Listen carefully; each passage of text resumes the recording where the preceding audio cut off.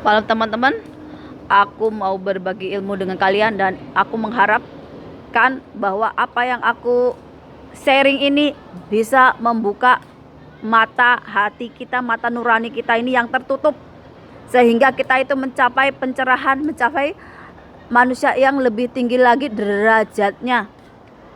Ini untuk MUI yang menyerukan boykot produk Israel, dan aku tegaskan sekali lagi, produk Israel ada di mana-mana dan pekerja dari produk-produk itu ada di mana-mana juga. Dari pekerjaan itulah mereka mencari nafkah untuk keluarga mereka, untuk anak-anak mereka. Kalau kalian memboikot, sama aja kalian itu mematikan rezeki mereka. Rezeki itu udah ada yang ngatur Tuhan melalui siapa aja. Kalau kalian tiba-tiba niatnya nggak baik, matiin rezeki orang hanya karena kalian itu nggak bisa mengendalikan hawa nafsu, kebencian kalian itu, maka Tuhan itu juga mampu membalikkan apa yang kalian lakukan ke orang lain itu. Aku kasih contoh, McDonald yang ada di Hong Kong ini, pekerjanya banyak yang lansia, banyak yang kurang upaya, banyak homeless yang ada di McDonald itu hanya untuk tidur ataupun merasakan AC ketika musim panas. Itu juga namanya kebaikan. Jangan pandang semua segala sesuatu itu sama seperti yang kalian pikir. Kalian beragama tapi juga pakai otak. Jangan pernah niat mematikan rezeki orang lain hanya karena kebencian kalian. Ingat, yang bekerja itu ada ratusan ribu. Ada anak-anak istri mereka itu yang menunggu uang gajian dari keluarganya untuk meneruskan hidup. Kalau kalian cuma modal kebencian, gak mikir sampai ke depannya seperti apa, kalian sama aja itu bikin apa? Bikin dunia ini jatuh ke dalam kegelapan. Karena apa? Karena kalian yang cuma mikir sekarang ini tapi gak mikir ke depannya lagi. Lagi satu, kulkas dikasih cop halal. Yang pakai logika juga kalau beragama. Maling, korupsi, gak kalian cop haram, kulkas kalian cop halal. Kalian benar-benar beragamanya keblinger. Benda mati bisa kalian cop halal, sedangkan manusia yang berbuat zolim, yang korupsi, maling duit rakyat, gak kalian kasih label. Kalian tuh bener-bener bikin malu. Tanah Jawa kalau kalian mau tahu, bukankah sudah puting beliung dari mulai Jawa bagian timur sampai Jawa bagian barat sudah ada. Gempa bumi juga sudah tiap hari. Apa kalian gak merasakan sesuatu yang sudah direncanakan sama Tuhan? Kalian ini udah digiring pakai alam. Untuk apa? Untuk berubah. Kalau kalian gak mau berubah sendiri, alam yang bakal ngubah kalian. Namanya siklus kehidupan. Alam yang akan membawa perubahan itu kalau kalian gak mau berubah. Tanah Jawa itu punya etika, punya toto kromo, punya unggah-ungguh, punya adat istiadat yang turun-temurun dipegang. Kalau dulu nenek moyang kalian aja saling perang, saling membunuh sesama sendiri, beda kerajaan, beda suku, mereka dikasih azab sama Tuhan pakai penjajahan ratusan tahun. Udah merdeka, bukan kalian untuk belajar lebih baik lagi, tapi sama, kalian tetap congkrah.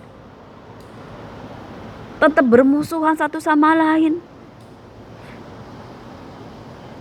tetap perang saudara, cuma beda agama, beda politik, beda suku bangsa. Kalian lupa, kalian itu manusia yang dimakan sama, yang dihirup sama, yang disembah sama. Tapi kalian ini gak mau belajar, yang digedein hawa nafsunya. Beragama tapi gak berakal. Kalau udah gitu cara satu-satunya apa? Kalian tuh diratakan pakai alam. Kenapa? Karena kalian udah dijajah aja gak berubah. Ratusan tahun loh. Itu gak bikin kalian itu jadi orang-orang yang lebih baik lagi. Mengenal namanya saudara. Tetap aja kalian itu saling membenci turun-temurun. Mulai dari keluarganya Cendana sampai keluarganya Soekarno. Apalagi ketambahan keluarga Jokowi, keluarga SBY. Ini demokrasi republik, rasanya kerajaan. Cuma punyanya segelintir orang yang punya kuasa, punya yang duit.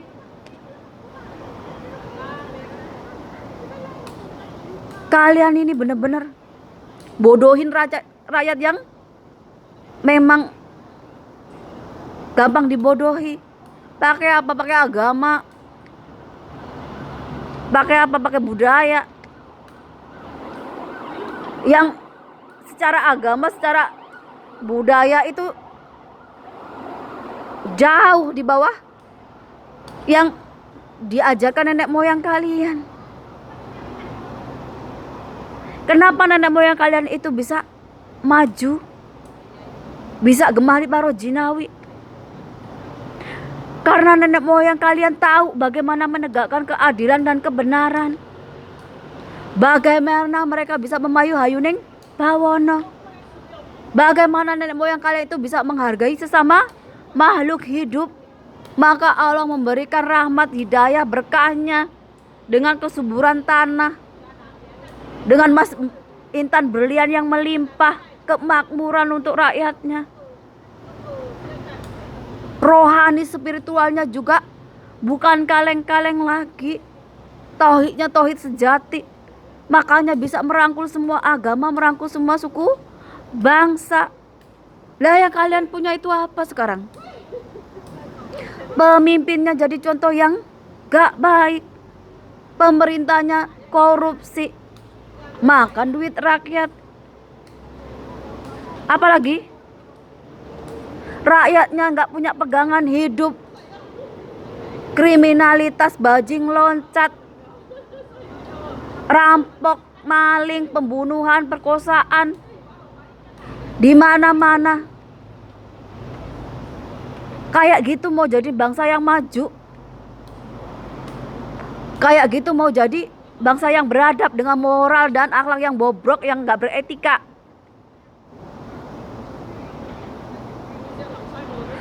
Seorang pemimpin, seorang raja, seorang ratu itu bisa mengarahkan rakyatnya untuk menjadi lebih baik lagi. Kalau rakyatnya sengsara, itu ya bisa dimakmurkan. Kalau rakyatnya itu nggak tahu namanya adab, sopan santun, tata krama, moral, apalagi agama. Tugasnya seorang pemimpin, seorang raja, seorang ratu, itu yang ngajarin rakyatnya bagaimana sampai ke jalan yang terang. Mengenalkan apa itu namanya tauhid, mengenalkan apa namanya Tuhan, agar rakyatnya itu punya pegangan. Kalau ulamanya salah, pemuka agamanya salah, itu ya dihukum biar jadi contoh. Lain kali kalau jadi pemuka agama itu yang benar-benar punya kualitas, yang perbuatan sama omongannya itu jelas, seia sekata, bukan cuma jual omongan, bukan cuma buat kepentingan politik kekuasaan. Kalian bener-bener gak mau belajar. Apalagi musim pemilu nih. Mulai Jayabaya, Ratu Adil, Satrio Peningit keluar semua. Buat apa? Buat menangin jago mereka sendiri. Ada yang bilang sampai punya pasukan gaib, orang paling santai se-Nusantara. Aku mau lihat apa yang bisa dilakukannya. Kalau semua itu cuman omongan doang, perbuatannya itu 0-0.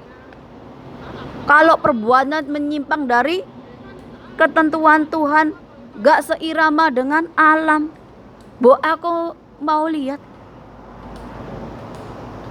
orang-orang yang jumawa. Kalau setiap pemilu keluar semua wejangan dari nenek moyangnya, apa yang dituliskan di cuman buat apa? Buat bodohin rakyatnya. Oh, yang ini Notonegoro. Oh, yang ini bener cocok sama ramalan Jayabaya. Oh, yang ini Ratu Adil. Oh, yang ini Satrio Peningit. Sedangkan jiwa kesatrianya aja nggak punya, tauhid aja nggak ngerti. Ini yang demokrasi rasa kerajaan, presiden rasa raja. Kalian aja yang nggak ngeh. Kalian dibutuhkan ketika mau pemilu. Oh, kedaulatan di atas rakyat. Oh, rakyat semuanya. Tapi giliran sudah berkuasa, lupa. Rakyatnya ya tetap rakyatnya. Mereka yang jadi penguasa melewat kekuasaan dan duit. Demokrasi cuma keuntungan untuk mereka, bukan untuk rakyat. Demokrasi rasa kerajaan ya ini Indonesia yang bobrok ini. Gak malu sama Malaysia. Malaysia baru kemarin sore mantan menterinya dihukum cambuk, di penjara karena korupsi. Lah kalian korupsi dikasih karpet merah. Presiden sekalian dengan anak buahnya kong kali kong. Apa gak malu? Coba. Kalau kita gak malu sama orang lain, malu sama Tuhan tuh. Tuhan tuh maha melihat. Setiap 5 tahun sekali nih, apa yang ditinggalin nenek moyang kalian dijadikan bahan jualan. Oh, ini Ratu Adilnya. Oh, ini Satrio Peningit. Oh, ini. Giliran udah menang lupa. Nanti rakyatnya ditinggalin lagi. Ini bobroknya Indonesia. Ini juga bukan gak jadiin kalian pelajaran. Udah dikasih puting beliung tiap hari loh. Gempa bumi tiap hari. Sesuai dengan perbuatan kalian. Makin kalian gede bikin kerusakannya, kerusuhannya, kalian juga sama. Yang datang itu juga gede banget. Sesuai dengan perbuatan kalian. Itu namanya hukum alam, hukum perbuatan. Kalau dulu nenek moyang kalian dihukum pakai penjara ratusan tahun, kali ini kalian dihukum pakai bencana alam. Biar apa?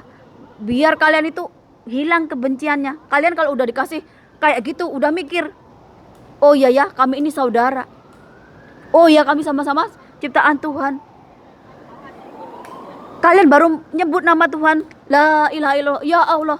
Kalau udah dikasih bencana, coba kalau kalian itu lagi diskotikan ataupun heaven, mana ingat kalian sama Tuhan?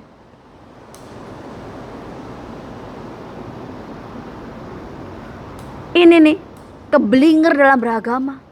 Sampai moral, etika,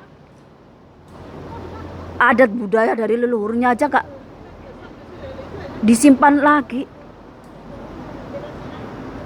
Nenek moyang kita orang Jawa, hukumnya hukum lisan. Makanya yang ditinggalkan itu prasasti ataupun itu kitabnya sedikit.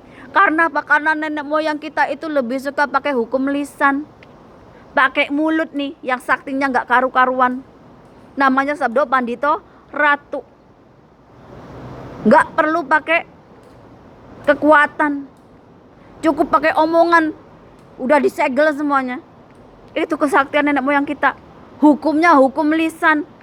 Gak akan ada berani yang melanggar kalau udah hukum lisan itu diucapkan seorang ratu ataupun seorang raja. Karena apa? Karena sabdanya sada alam. Karena petunjuknya dari Tuhan. Seorang raja dulu menikah banyak. Karena apa? Karena mereka itu gak mau perang. Makanya menyatukan dua negara, menyatukan dua kerajaan itu dengan pernikahan. Bukan dengan peperangan. Kalau maharaninya perempuan, ya rajanya cuma satu. Tapi perempuan itu membawa kemakmuran, kejayaan. Yang laki-laki lupa ini. Kalau udah sampai kejayaan, dia anggap dia yang jadi jaya. Nah, lupa istri anaknya, dibuang. Nanti kalau udah kere lagi, baru nyadar. Ingat ini buat laki-laki. Kamu akan sukses, kamu akan jaya, kamu akan makmur ketika kamu bertemu dengan perempuan yang membawa aura yang sama, jodohmu. Tapi ketika kamu udah lupa daratan, maka kamu udah kehilangan kesempatan itu. Hancur lebur lagi. Bagaimana perempuan karena pembawa kejayaan, pembawa kemakmuran, ya kemana aja dia tetap sama membawa kejayaan, kemakmuran. Itu udah kodratnya. Jadi ingat buat laki-laki, ujian kamu ketika kamu sukses, ketika kamu mencapai kejayaan, kemakmuran. Perempuan diuji pakai apa? Pakai ketika kamu punya pasangan yang gak punya, ketika kamu miskin. Itu ujiannya perempuan.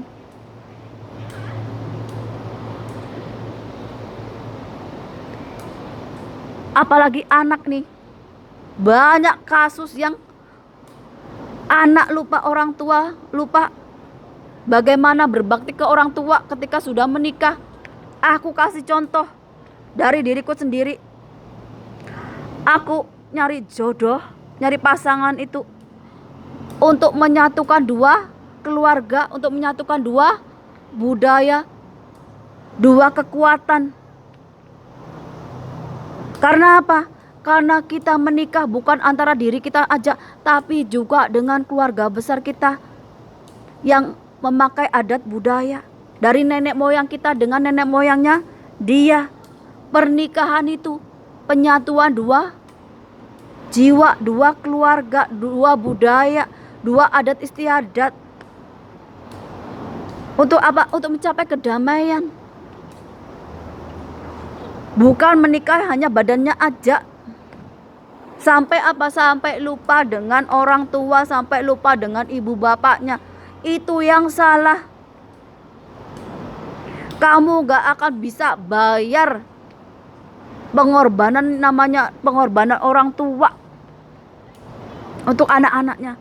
Seburuk apapun orang tua, dia tetap berjasa untuk melahirkanmu. Jangan pernah meninggalkan orang tuamu kalau kamu itu pengen hidup makmur, hidup penuh kejayaan. Bagaimana kalau istri gak suka atau gak mau sama orang tua kita? Tinggalkan. Berarti dia bukan jodohmu. Jodohmu adalah orang yang sama sepertimu. Kalau kamu mengasihi mertuamu, maka pasanganmu juga akan mengasihi orang tuamu. Itu. Karena apa?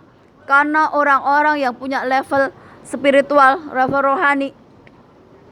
Satu, setia. Dua, dia mampu mengimbangi apapun di dunia ini. Gak bakalan namanya pilih kasih. Karena apa? Karena dia sudah naik level secara rohani, secara spiritual. Gak lagi cuman ngarepin hawa nafsu. Ini dari tatanan tanah Jawa, tatanan Indonesia, Nusantara ini yang perlu perbaiki semuanya. Karena sudah bobrok moral etikanya. Nggak cuman ketatanegaraan aja yang diubah, tapi juga cara berpikir, moral etikanya sendiri yang diubah. Nenek moyangnya udah ninggalin berbagai macam ilmu, tapi anak cucunya sekarang ini sudah lupa. Sampai hidup aja nggak punya pegangan. Makanya hidupnya sengsara. Untuk beban, meringankan beban dunia ini aja gak kuat. Karena apa? Karena gak punya kekuatan dari Tuhan, gak punya rohani dari Tuhan, gak punya kekuatan dari Tuhan, gak punya kasih Tuhan. Ini yang membedakan orang Jawa zaman sekarang dan zaman dulu. Dulu jadi orang-orang hebat, gemari para jiwa. Kenapa? Karena mereka punya kekuatan Tuhan di dalam jiwanya, punya kekuatan rohani di dalam badannya. Sehingga apa? Sehingga mampu menopang kerasnya hidup ini.